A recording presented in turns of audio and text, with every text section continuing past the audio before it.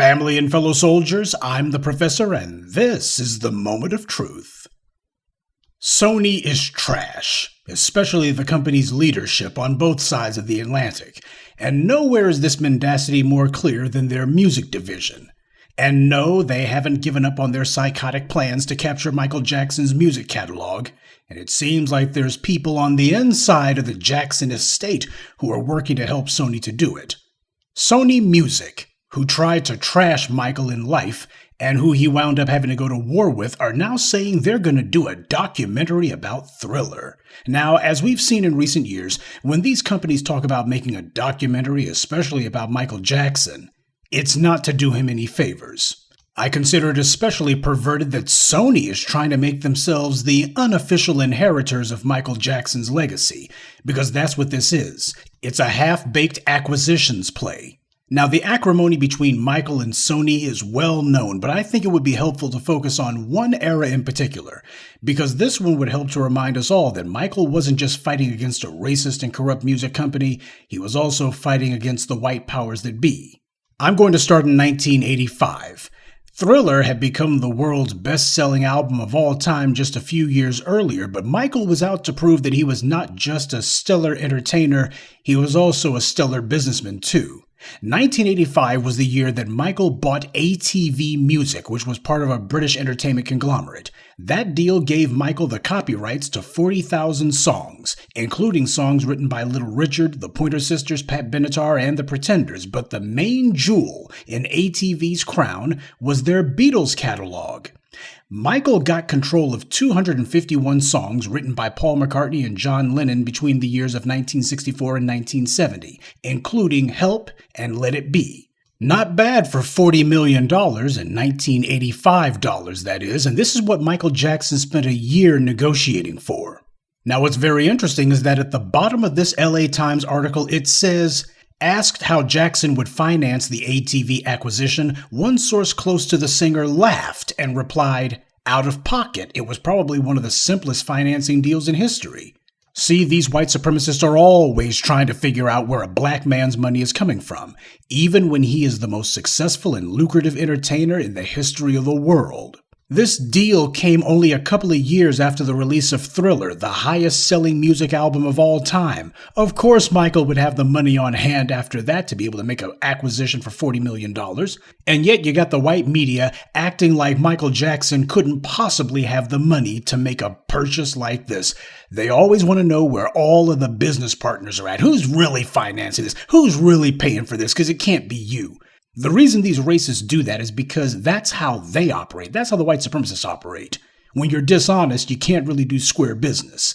This is why you always see these white celebrities who make deals, but there's like 10 other partners involved, and the rights are spread across 10 different business entities, and they're constantly in court fighting to see who controls what. They figure because they've never had the money to buy things outright, that a black person has no right to be able to do it entirely on their own. Anyway, Michael's music was being produced by Epic Records, and Sony purchased Epic in 1987, which meant that Michael's music was now being produced by Sony. Alright, let's go forward in time 8 years. In 1995, Michael made the decision to take his ATV catalog, that is the Beatles, and enter into a joint venture with Sony Music, and to combine both their catalogs of copyrighted music. It was a 50-50 stake for both partners. By this point, Michael had put out Bad, Dangerous, and History. Everyone assumed that all was well, but the truth came out soon enough. In July 2002, Michael Jackson famously went public with how he and other black artists had been treated by music companies like Sony. See, when the biggest music star in human history says the record companies are ripping people off, the public will listen. Jackson accused Sony and the record industry in general of conspiring to cheat artists, particularly the black ones, out of their royalty payments, among other injustices. Michael held a press conference in Harlem, and he did something that black artists never do. He actually named names, specifically Tommy Mottola. Jackson said of Mottola that he was, quote, mean, he's racist, and he's very, very, very devilish.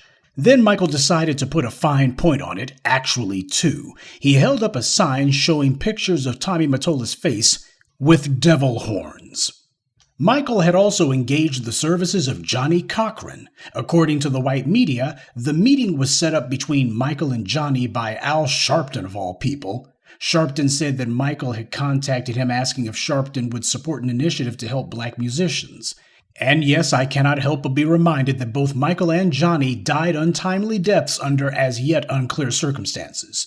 But before we go any further, I think I need to point you to how the white media got on code when they saw Michael pushing back. The New York Times headline reads, "Record industry is attacked by a top star." That's the headline. Michael was the one who was attacked by Sony. Also, even if you want to be deliberately phony and pretend that Michael was attacking someone, he was in conflict with Sony Music, not Warner's or CBS or any other record label. It's one thing to critique someone, it's another thing to attack them. So how does Michael calling out one record company in specific and one executive constitute him attacking the entire industry? Oh, that's what it is, because he said the black artists were getting screwed over. That's the attack. Michael was disobeying massa, and they wanted to make it clear that they had the power to demonize him. The attack started immediately. In the very same article, the New York Times wrote that Invincible had disappointing sales, and that some in the music industry say weak sales of Invincible reflect the flagging appeal of Mr. Jackson. Someone actually had the nerve to write that, and this white media toilet actually published it. Michael Jackson's the biggest entertainer of all time. If he releases an album and the sales are sluggish, it's safe to say it ain't Michael's fault. But this is what the New York Times wrote.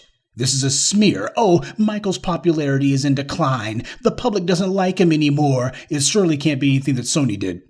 They didn't even have the facts, but they were already trying to frame the entire debate to favor Sony. They wanted to make it clear from the very beginning that Michael's the bad guy here. And given the incestuous ties between these white media companies, I wouldn't be surprised at all if Sony Music themselves had written some of these articles and then handed them off to the New York slime to publish. These white media outlets like these newspapers and networks, they routinely cut and paste whatever this or that corporation or government official tells them to say, so it's entirely in the realm of possibility.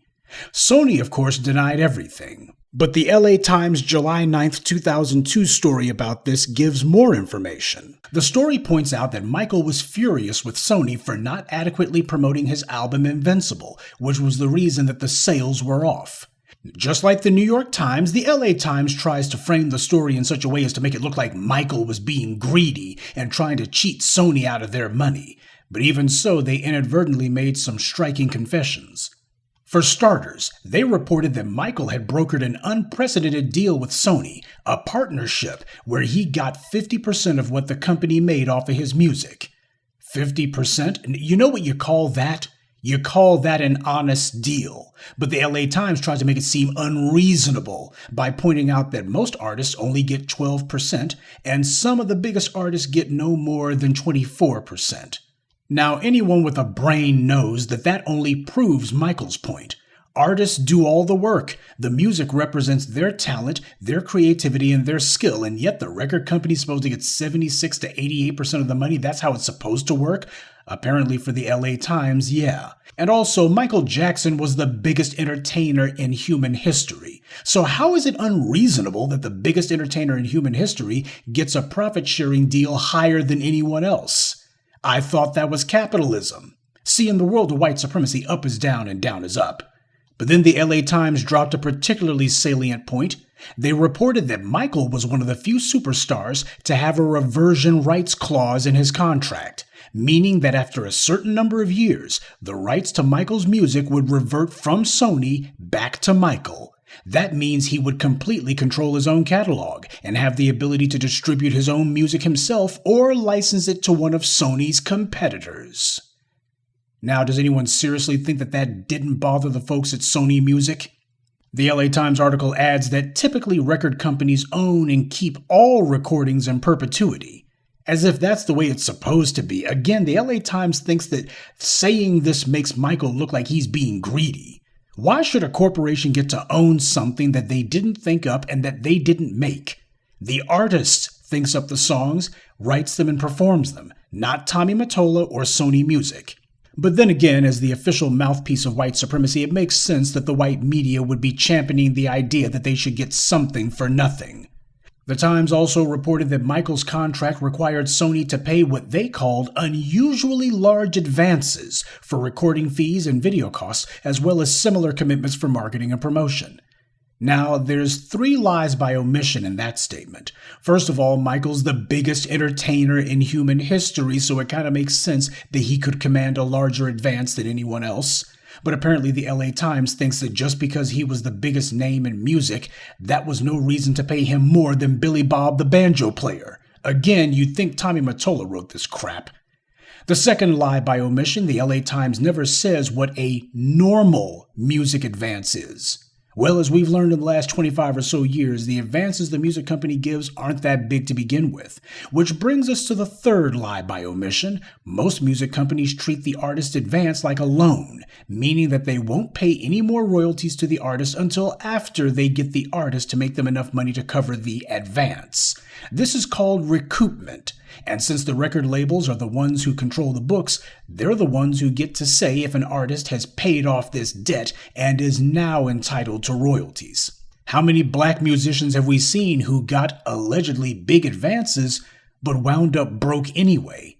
And depending on who you are, the record label could come after the artist personally to get recoupment of that advance if the album doesn't sell. That's how advances work, but the LA Times doesn't tell the reader that, and since most readers don't know it, they can get away with it. And of course, they do their usual editorializing, pretending to be objective news. They rely on the all-purpose anonymous sources, who are never quoted, by the way. That's how you know this is just the LA Times giving their own opinion. Quote, "Many in the music industry find Jackson's pleas of poverty and discrimination to be disingenuous." How dare they? First of all, Michael never said that he was poor. So what's this crap about poverty? That's a lie. Secondly, notice how nowhere in the article do they talk about any artist or artist representatives when it comes to Sony.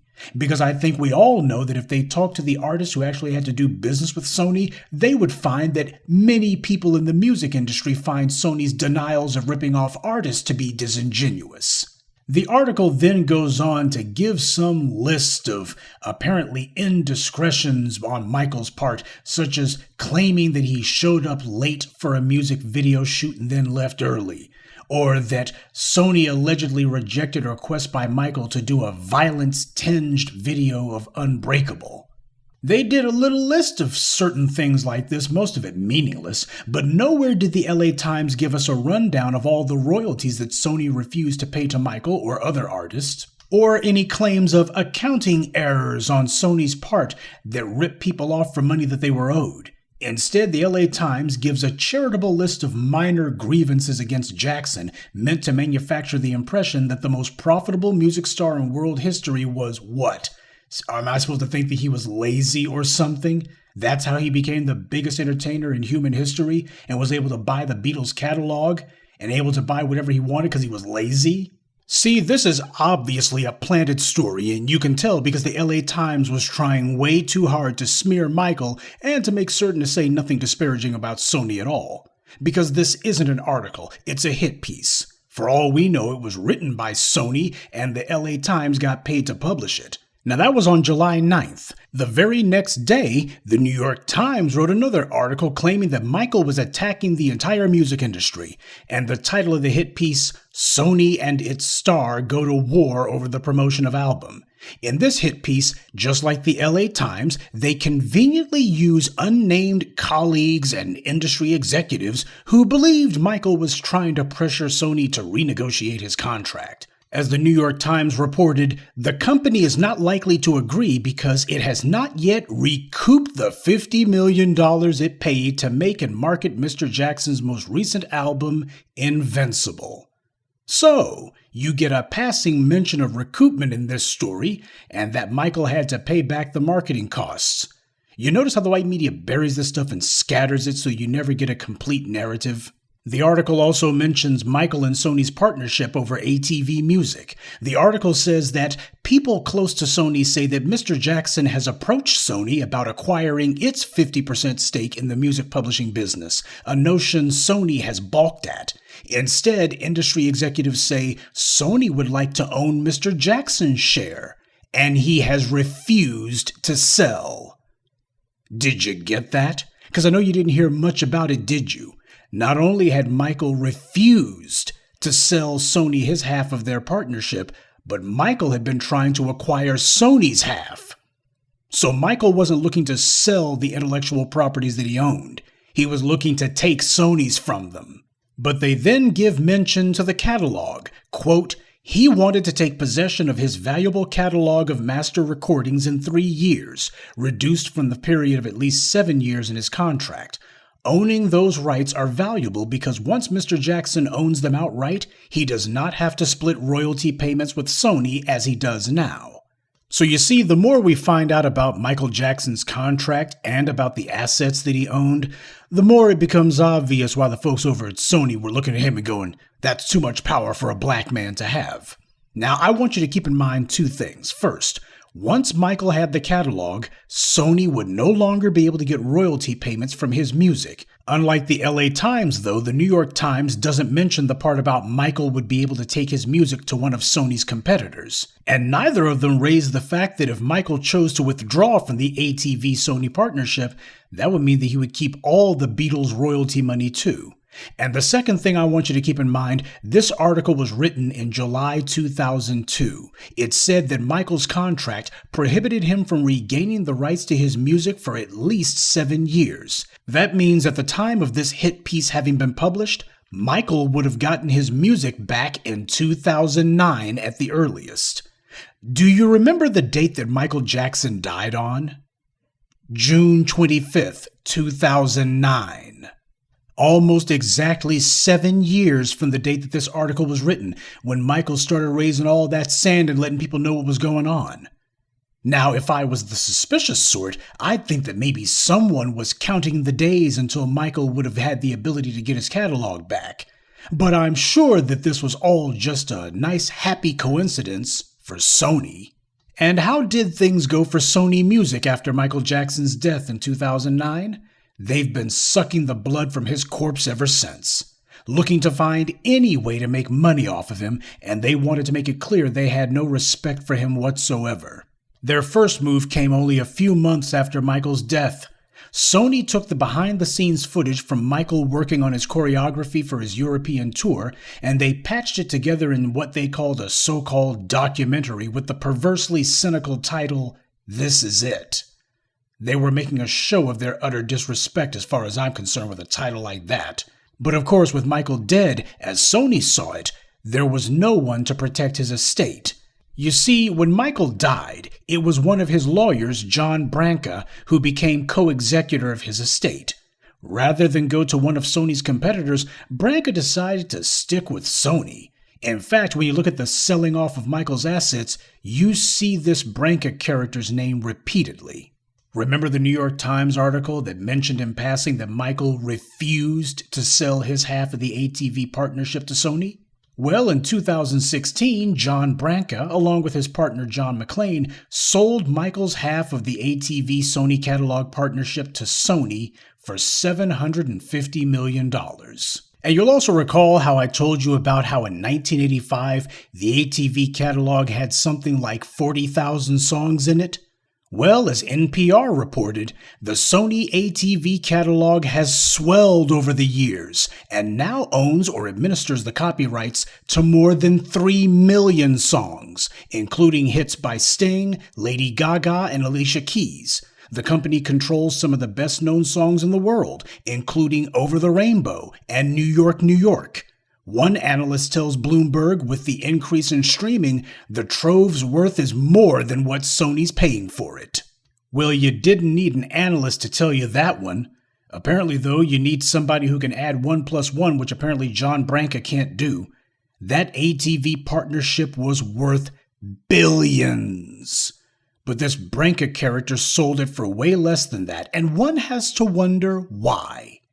And then this clown had the nerve to say it would maximize the benefit for Michael's children, when that was the last thing that it would do. So Michael's estate is being divvied up and sold off, and this Branca character, he's executing the Jackson estate all right. He's killing it. But Sony wasn't done yet. They've been selling unreleased music of Michael Jackson's. So much for Michael having flagging appeal, huh? But in 2010, Sony put out an LP of unreleased Michael tracks, but it turned out at least 3 of those tracks had been sung by a Michael impersonator, and it was painfully obvious it was a fake because in 2014 it was Michael Jackson's own fans who filed the class action lawsuit against Sony and the estate, and they had the right to do so because that Branca guy is as responsible as Sony for any sort of discrepancies in the music being released under Michael Jackson's name. Now, after 8 years of litigation in which Sony was forced to drop their defense that the vocals were legit, and instead they conceded that it could have been a phony singer after all, in the end Sony had to pull the tracks from their streaming platform. So here we are, 13 years after Michael's death, 20 years after he called Sony out, and the same Sony that ripped him off, the same Sony who, for all we know, was behind many of the lies pushed in the white media about him, the same Sony who, for all we know, paid these white media outlets to slander Michael and say that his popularity was flagging, and he didn't show up for music videos and he was disingenuous, the same Sony who admitted that they could have hired an impersonator to falsely record a track under his name. This same Sony couldn't even wait 4 months before trying to make money off of his death with This Is It. That same Sony is now back and saying they want to make a documentary about Thriller. And you notice how the white media is not bringing up the phony accusations against Michael when they report on this newest announcement? They knew that the accusations against him have been false all along, but Harvey Weinstein's in prison now, and at the moment there's no high-profile white men who are being accused of sexual improprieties, so they'll leave the phony smears against Michael alone, for now. But we are watching as the greatest entertainer of all time is being mutilated and butchered, even in his grave. And the people doing it are the very ones that he went to war against. Let this be a lesson to all of us about who we let come around us. Too many times as black folks we keep letting some interloping shyster finesse their way into our circle, and before we know it, they've taken over. And they'll be busy taking the priceless things that we've created and the things that we worked a lifetime to accumulate, and they'll be selling them for a song. Good day, and be one. I'd like to take a moment to mention some of our contributors: Antonio Daniels, Jordan Ensley, Suleiman Alaji, Rebellious Zoe, and Tamara Williams. Salute to them, and thank you to everyone for listening, liking, and sharing this message. Black empowerment only exists because of you.